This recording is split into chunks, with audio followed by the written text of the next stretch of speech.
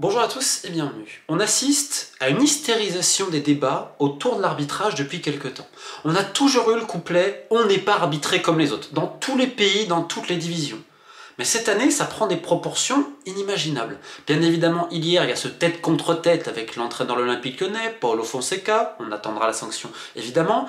Il y a eu les attitudes et les déclarations des Pablo Longoria, Olivier Létang ou Luis Campos, notamment en France. En Espagne, outre l'affaire Negreira, un peu aux oubliettes d'ailleurs, on a eu le Real qui écrit, qui se plaint visiblement, qui intente des procédures vis-à-vis de l'arbitrage. En Angleterre, il y a eu cet arbitre qu'on a pris en train de filmer non seulement cocaïné, mais en insultant Liverpool et Jürgen Klopp, il a été depuis suspendu. Et puis on a plein d'autres affaires pendantes, et en fait, les débats sont de plus en plus envenimés et de plus en plus agressifs vis-à-vis du corps arbitral. Parfois, ils se font même agresser. En Ligue 2, rappelez-vous, il y a eu le Bastia-Lorient, il y a eu des jets de projectiles, mais c'est surtout dans les divisions inférieures, dans le football amateur et même de jeunes, on voit de plus en plus d'agressions, alors principalement en France. On sait qu'en Suisse et également en Belgique, parfois c'est très tendu, et même dans le monde entier, il y a d'autres affaires. Là récemment en Ouganda, par exemple, 9 arbitres qui ont été suspendus pour match truqué. On parle quand même de première division, alors vous allez me dire c'est que l'Ouganda, oui, mais quand même. Et en fait, on a l'impression qu'au niveau mondial, il y a un grand problème. Et il y a de plus en plus de doutes. Et la VAR, qui était censée rectifier cela, n'aide pas. C'est pour ça que j'ai appelé cette vidéo un système corruptif. Point d'interrogation. Parce que, normalement, l'arbitre, c'est le garant de l'intégrité du jeu. Et je tiens à le rappeler, c'est un métier qui est difficile, où ils ne sont pas protégés dans la plupart du temps. Et donc, je rends hommage aux arbitres. Parce que sans arbitre, il n'y a pas de jeu. Donc, c'est nécessaire les arbitres, et il faut les respecter, les accompagner. Sauf problème, c'est qu'ils sont victimes d'un système où tout le monde se fiche. C'est-à-dire que le grand public s'en tape, ça fait pas d'audience, etc. Donc médiatiquement, on va pas donner accès. Il n'y a pas de syndicat des arbitres comme peut avoir la FIFPro, le syndicat des joueurs. Et en fait, c'est ultra opaque. Donc, c'est-à-dire que le système qui est censé garantir l'intégrité, qui est censé garantir l'équité, en fait, souffre d'un énorme problème de transparence et que tu as l'impression que dès qu'il y a une affaire, on l'enterre. Je vais vous donner quelques cas, et pourquoi on peut parler potentiellement de système corruptif, parce que vous allez voir que la corruption, c'est pas simplement de dire « oh, il a pris de l'argent, etc. » Parce que déjà, il faut le prouver. Hein. Ce qui est, on est d'accord, le plus compliqué, sauf quand il y a potentiellement des écoutes, mais ça va bien plus loin que ça. C'est-à-dire que le système de l'arbitrage international, je vais parler d'arbitrage de Ligue des Champions et de Coupe du Monde, c'est-à-dire je ne vais pas parler de petits cas. Il y a énormément d'arbitres qui ont officié en Coupe du Monde, qui ont fait partie d'un système international d'exploitation sexuelle, de faveur et de chantage, parfois même sur mineurs, pour des désignations d'arbitres. Ça, je l'ai écrit depuis des années. J'ai fait des enquêtes au Costa Rica, Salvador, Haïti et tout. Et je vais le rappeler parce qu'en fait, ces gens-là, ce sont les mêmes qui vont décider des désignations des arbitres, des nouvelles règles, et qui vont parfois officier dans les plus grandes compétitions. Je tiens à rappeler avant toute chose qu'en Ligue des Champions, on a quand même un arbitre allemand qui a officié alors qu'il a déjà été condamné pour match truqué. Pour des sommes en plus ridicules, je crois que c'est 300-400 euros. Hein. La dignité n'était pas très chère visiblement à cette époque. Donc l'UEFA et la FIFA ne voient aucun problème. On va me dire que c'est la deuxième chance, bien évidemment. Donc, dans ce qui est censé avoir la plus grande intégrité, on a quelqu'un qui a truqué des matchs, condamné pour cela, et derrière, le mec va pouvoir arbitrer les matchs en Ligue des Champions. Vous allez voir, il y a pire. C'est-à-dire que ce système que je décris, vous savez que j'ai fait beaucoup d'enquêtes sur les abus sur mineurs en Haïti. Le vice-président de la fédération à l'époque, Rosny Grant, c'est le patron des arbitres. Il a été, suite à mes enquêtes, et nos enquêtes avec le Guardian, banni à vie du football par la FIFA et confirmé par le tribunal arbitral du sport, où j'ai témoigné. Mais il y a pire que ça. C'est-à-dire que Rosny Grant, non seulement il abusait des propres arbitres haïtiennes, toutes celles qui étaient promues au niveau international, c'est triste à dire, je vais pas vous faire un dessin. Mais le pire, c'est qu'il a prostitué des arbitres haïtiens, et quand les mecs, donc les instructeurs FIFA à l'arbitrage venaient, à l'hôtel. On a notamment l'arbitre mauricien, qui arbitre en Coupe du Monde, les cadeaux. On a surtout Ronald Gutiérrez, instructeur FIFA CONCACAF du Costa Rica. Et ce système-là, en fait, il a existé aussi ailleurs. C'est-à-dire que pendant très longtemps, CONCACAF, donc Amérique du Nord, Amérique centrale Caraïbe, pour les Gold Cup, pour les éliminatoires par exemple des jeunes, pour les éliminatoires Coupe du Monde, qualifications Jeux Olympiques, jeunes, tout ce que vous voulez, ben en fait c'est des désignations. À un moment donné, c'est le chantage sexuel. Et ça, j'en ai publié quantité, j'ai eu quantité d'arbitres d'Amérique latine, de la Caraïbe, d'Amérique du Nord. Ce système-là, il l'a basé évidemment sur Grant, sur Gutiérrez au Costa Rica, sachant que le numéro 2 de Gutiérrez, Patricia Miranda, elle faisait pareil avec les arbitres femmes au Costa Rica. Rodolfo Cibrian au Salvador, et on peut parler de Carlos Batres, par exemple, le guatémaltèque, je crois Victor Hugo Estrada, je crois que lui c'est Honduras, et tout ça s'est fait avec également une Canadienne et une Américaine qui étaient impliquées, puisqu'il n'y avait pas que des hommes, sous la surveillance de Brian Hall, le responsable de l'arbitrage CONCACAF. Lorsque je sors tout ça, donc il y a des enquêtes sur le Guardian, sur Josimar et tout, vous savez ce qui s'est passé? Non seulement on n'a ouvert aucune enquête, hein, moi j'avais la fois au téléphone, non mais on va ouvrir. Parce que, pourquoi je parle de ça et pourquoi je parle de système corruptif? Quand vous êtes capable d'accepter, vous êtes soi-disant garant de l'intégrité, et qu'en fait les promotions ne dépendent pas de votre niveau, mais de, excusez-moi, si vous donnez vos fesses ou pas, bah, à un moment donné, tu te poses des questions, parce que ces arbitres-là, on va me dire, ah c'est loin, non, non, c'est les mecs qui ont arbitré en Coupe du Monde, la Gold Cup, les éliminatoires des jeunes et tout. Donc c'est le plus haut niveau de l'arbitrage. Qu'est-ce qu'a fait la FIFA et la CONCACAF? Ah bah Gutiérrez du Costa Rica, allez, on va pas te prolonger ton contrat, mais on va rien dire à personne, allez, discrètement, vas-y. Rodolfo Cibran, on est Salvador pareil, le mec qui revient, t'inquiète pas, par une autre porte. On a aussi un Jamaïcain qui a été impliqué. Et Brian Hall, quand même responsable de l'arbitrage CONCACAF à l'époque, bon, il est parti juste après la publication des enquêtes, quelques mois après. C'est-à-dire que, après tout ce que j'ai publié, la seule réponse qu'on a eue, c'est les mecs, on les a discrètement écartés. Et puis on va plus en parler. Ça, et donc ces affaires de on n'en parle plus, ça nous rappelle Brian Moreno. Alors ça, c'est une anecdote exceptionnelle. Lui, il est équatorien. Il a arbitré à la Coupe du Monde 2002, qui est peut-être l'une des Coupes du Monde les plus corrompues de l'histoire. Parce que la Corée du Sud, on en parle très peu. La Corée du Sud, en corruption footballistique, c'est exceptionnel. 2002, il y a ce 8e de finale face à l'Italie. Rouge pour Totti, enfin, un arbitrage, les Italiens se sont plaints. Et ce qui est exceptionnel, c'est que ça fait polémique. Puis en demi-finale, c'était Moreno qui devait arbitrer les Sud-Coréens encore. Sauf que là, tout en haut à la FIFA, je crois que c'est Blatter lui-même qui a pris la décision, il a dit, bon, quelle connerie. Et il met Horstmeyer.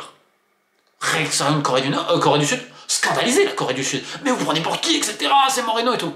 Donc on va être très clair. Pour que les Sud-Coréens, qui avaient déjà en 8e de finale Moreno avec un arbitrage, on va dire, très favorable, en demi-finale, c'était lui qui était prévu, ça veut dire qu'ils ont réussi d'une manière ou d'une autre à avoir l'arbitre qu'ils voulaient. Moreno, derrière, sera à un moment donné suspendu en Équateur pour des affaires un peu scabreuses, et quelques années plus tard, sera retrouvé avec 6 kilos d'héroïne dans le slip, et fera un peu de prison pour trafic de drogue.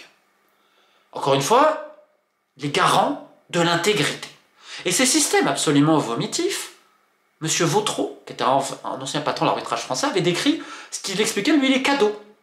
Il y avait pas mal de cadeaux qui étaient acceptés. Donc ça avait fait scandale à l'époque. Vous savez ce qui s'est passé? Non, il n'y a pas ouvert d'enquête, parce qu'il n'y avait pas de corruption dans l'arbitrage français. Non, non, ni mondial. Hein. C'est Vautreau qui a dû démissionner derrière, ce qui a été évidemment pour lui très compliqué et tout. Dans l'arbitrage français, on a eu l'affaire Galetti. Il faut surtout pas en parler de l'affaire Galetti. Ah ouais. Le mec a pris 20 ans d'interdiction exercée avec mineur suite à mon enquête, parce qu'en fait, il envoyait des SMS et des messages sur Facebook, oui...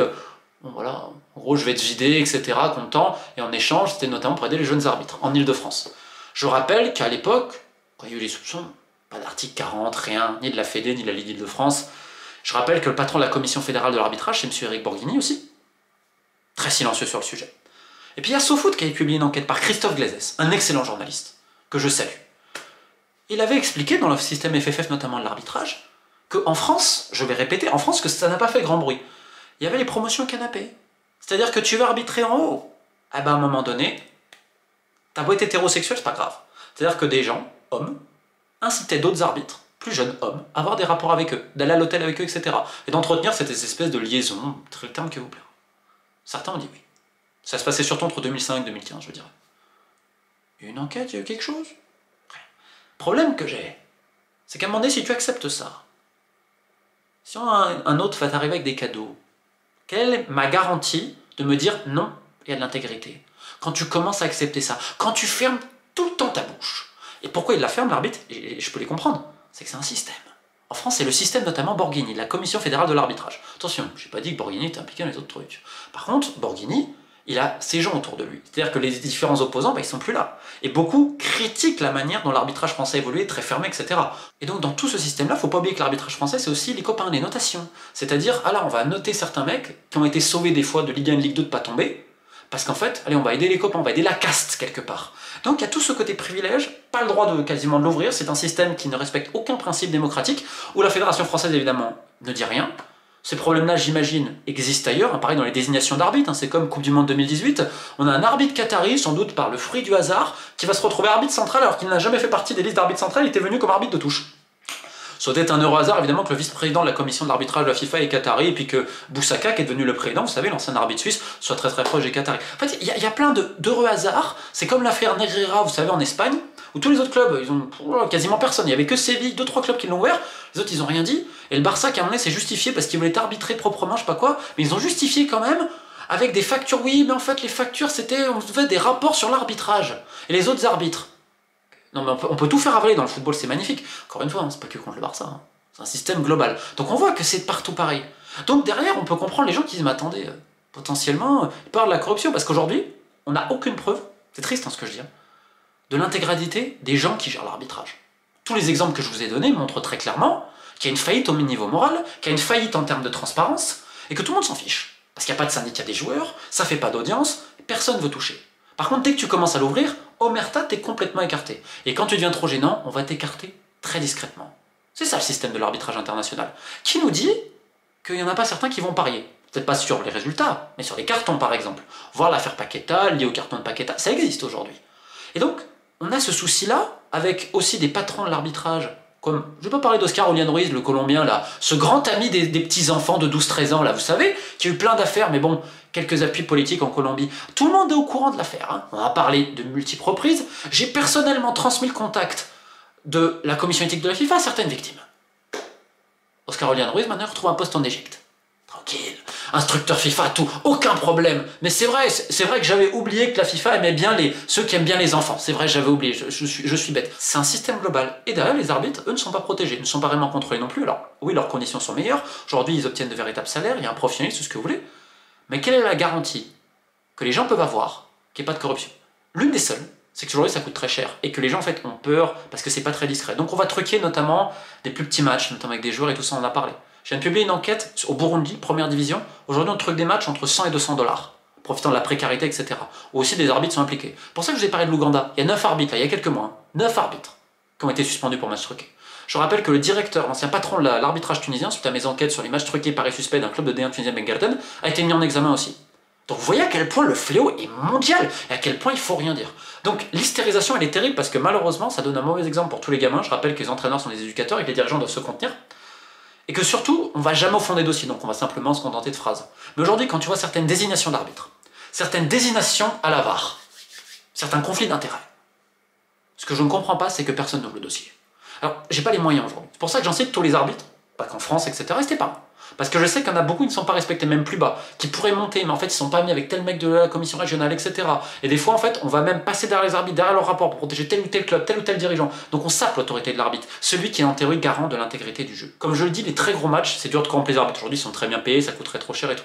Et un autre point, c'est très dur de prouver les choses, parce qu'à moins que tu aies des écoutes téléphoniques, comment tu veux prouver que tel mec a donné tel argent? Enfin, c'est quasiment impossible à prouver. Après, il y a des potentiels, on peut faire du renseignement humain et tout. Je vous le dis, mais au parfum, personne ne veut vraiment avancer à ce sujet-là. Donc je suis pas là pour dire que non, les matchs sont corrompus, etc. Il y a des histoires de conflits d'intérêts réels, notamment des désignations de VAR, principalement en France, mais pas que.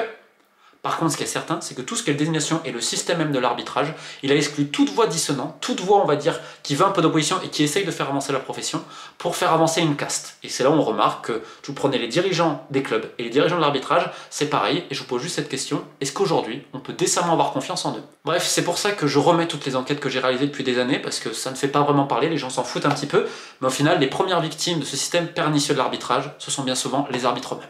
Sur ce, keep the faith.